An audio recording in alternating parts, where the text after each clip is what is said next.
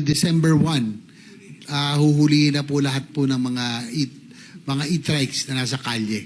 Ayan, kayo mga na e-bike, e-trikes, December 1, wag na muna kayo mamasada. Hindi, maging parehas na kayo. Kasi syempre, mahal ko rin yung mga tricycle drivers. Lumalapit din sila sa atin. Again, sabi ko ang kanina, itong mga tricycle drivers natin, matagal ng panahon, nagsiservisyo, kukuha muna sila ng prangkisa, tapos mag-register sa LTO para sa lisensya, at magbibigay ng boundary. So, ang dami nilang ginagawa, no? Kukuha ng insurance, third-party liability. Hindi basta-basta maging member pa ng TODA, samantalang itong e-bike o e-trikes, wala talaga eh. Tapos ngayon, pag nagka-disgrasya o gumawa ng violation, paano sila issuehan ng citation o ticket for traffic violation?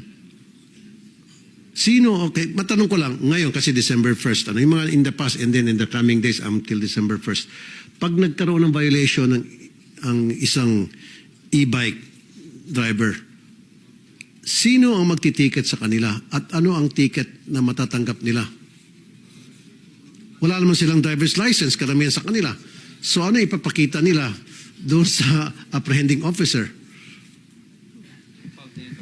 Your Honor, according to LTO and DOTR, automatic impound na. Kasi po yung nakikikwenta nyo, dilema po talaga eh. Minsan, hindi talaga sila lisensyado.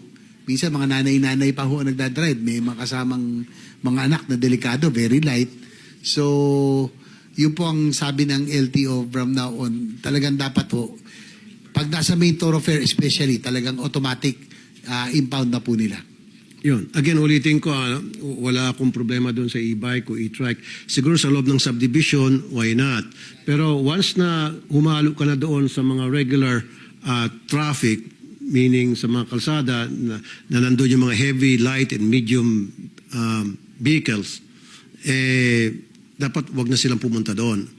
So starting December 1, ito'y para malaman ng lahat ng mga e-bike operator o driver o e-trike, whatever you call them, then by December 1, wag na.